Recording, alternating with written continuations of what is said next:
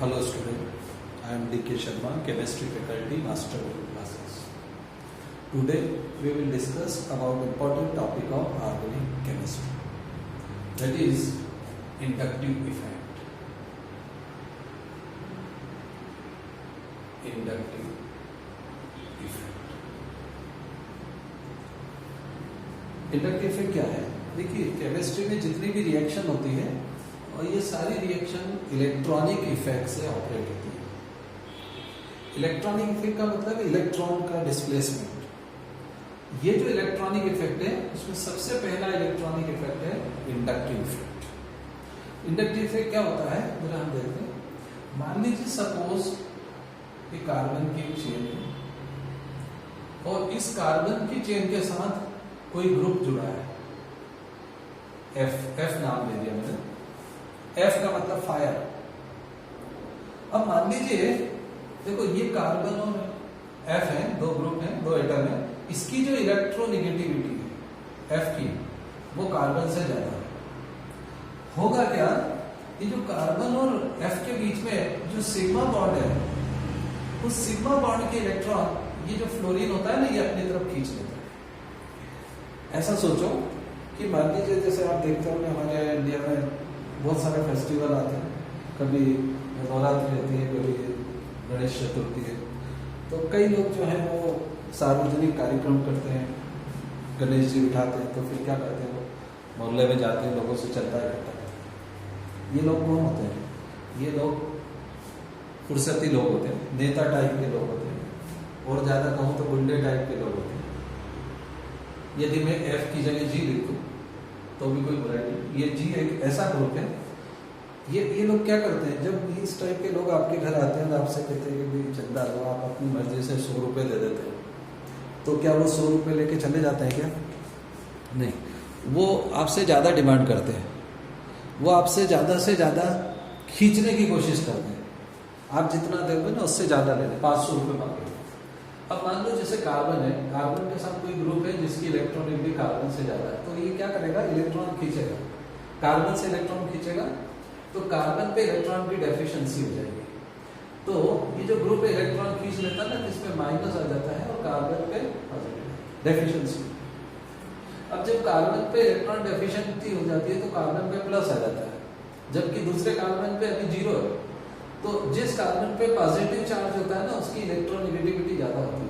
तो ये जो कार्बन है फर्स्ट, ये सेकंड कार्बन से इलेक्ट्रॉन खींचता है। ये जरूर है कि जो सेकंड कार्बन है वो उतने इलेक्ट्रॉन नहीं देगा जितने फर्स्ट ने दिए।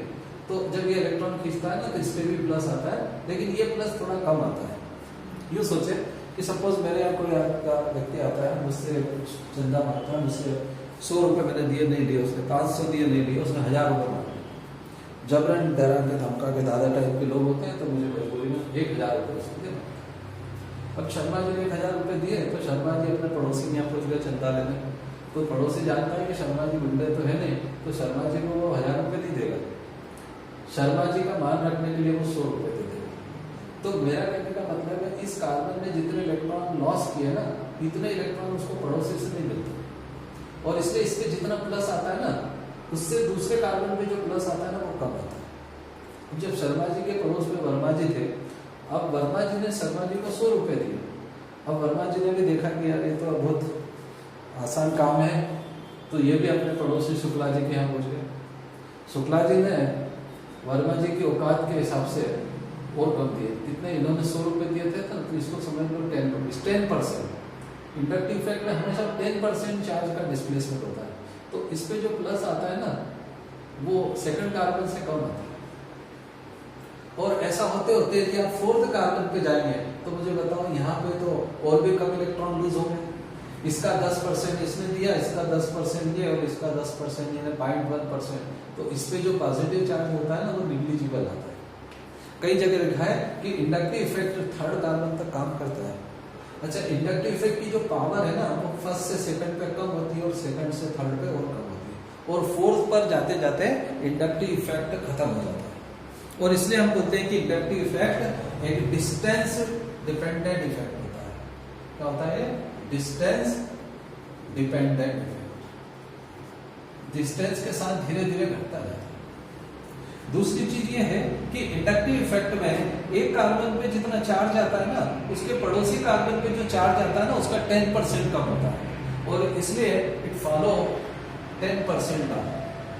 10% लॉ का मतलब समझ गए?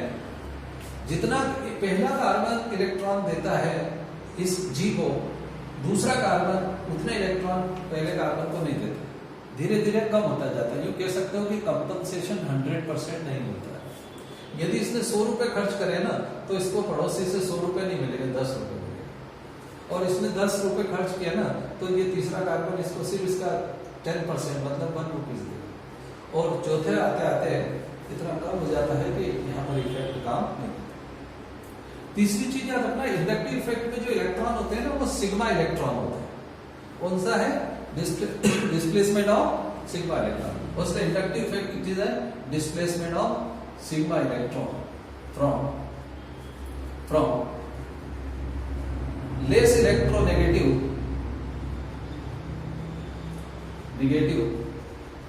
atom to the more electronegative, less electronegative atom से more electronegative atom की तरफ होता है। अच्छा, ये जो इफेक्ट होता है ना, ये टेम्परेरी नहीं है। आप ये भी सोच सकते हो ना कि चंदा मांगने वाले लोग ऐसा थोड़ी एक साल आके बंद हो जाते, हर साल आते हो, हमेशा चलते ही रहता है, और इसलिए ये इफेक्ट परमानेंट होता है। कैसा होता है? It is permanent effect. Inductive effect is permanent. और यदि मैं लास्ट बात कहूं तो इंडक्टिव इफेक्ट में एक तरह से जितना पॉजिटिव चार्ज यहां पर आता है, उसी का कुछ यहां चला जाता है, उसका कुछ पार्ट यहां, और इससे पूरी रिंग पे चार्ज स्प्रे हो जाता है। ये जो चार्ज होता है ना, पूरी रिंग के ऊपर फैल जाता है, ऐसा कह सकते हो। और इसलिए ये जो इफेक्ट होता है ना, ये पुअर होता है। It is poor effect, weaker effect, weaker effect होता है। इसका जो पावर होता है ना, वो सभी इलेक्ट्रॉनिक इफेक्ट में सबसे कम होता है। So in simple definition, the inductive effect is a displacement of sigma electron from less electronegative carbon toward the more electronegative. Inductive effect को दो ग्रुप में डिवाइड करते हैं। आई इफेक्ट कहते हैं इसको दो पार्ट में डिवाइड करते हैं। एक होता है प्लस आई इफेक्ट, और दूसरा होता है माइनस आई इफेक्ट। एक को बोलते हैं पॉजिटिव आई इफेक्ट, और दूसरे को कहते हैं माइनस। जब भी कभी कोई ऐसा ग्रुप चुना हो जो कार्बन चेन पर पॉजिटिव चार्ज लगा दे, इलेक्ट्रॉन डेंसिटी कम कर दे, इलेक्ट्रॉन डेंसिटी क्या करेगा? कम कर देगा। तो ऐसा ग्रुप जो कार्बन चेन पे इलेक्ट्रॉन डेंसिटी कम कर देगा, उसके इफेक्ट को देखिए, जो इलेक्ट्रॉन डेंसिटी कम करेगा वो पॉजिटिव चार्ज लाएगा, तो उसका इफेक्ट जो होता है ना, उस इफेक्ट को हम यहां पर माइनस आई इफेक्ट कहते हैं। क्या कहते हैं? Minus I effect. आप ये सोचो कि ऐसा ग्रुप जो कार्बन चेन को पॉजिटिव बनाएगा, उसका इफेक्ट प्लस आई नहीं होता। केमिस्ट्री में उल्टा सोचो, इसके इफेक्ट को क्या बोलते हैं? माइनस आई। और मान लीजिए सपोज कोई भला व्यक्ति हमारे यहाँ आ जाए और हमको बहुत सारे पैसे देके चला जाए। मुझे बताओ, ये यदि इसको इलेक्ट्रॉन देगा तो इस कार्बन पे क्या आएगा? माइनस, और इस पे क्या आएगा? प्लस।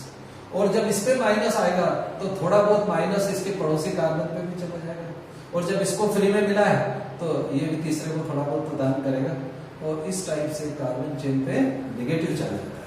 तो ऐसा कोई भी ग्रुप जो कार्बन चेन पे नेगेटिव ला देता है, उसके इफेक्ट को प्लस आई इफेक्ट कहते हैं। और ऐसा कोई भी ग्रुप जो कार्बन चेन पे प्लस लाता है, उसके इफेक्ट को क्या कहते हैं?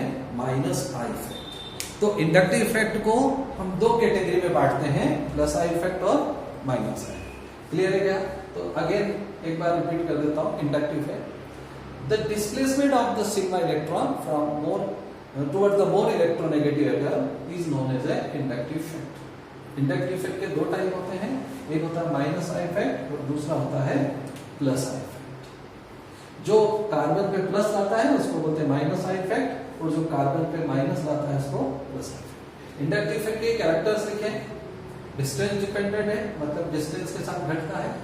10% लॉ को फॉलो करता है, मतलब एक कार्बन पे जो प्लस आता है उसका 10% दूसरे कार्बन पे जाता है, ऐसा आगे बढ़ते जाता है। तीसरा है इसमें सिग्मा इलेक्ट्रॉन का डिस्प्लेसमेंट होता है।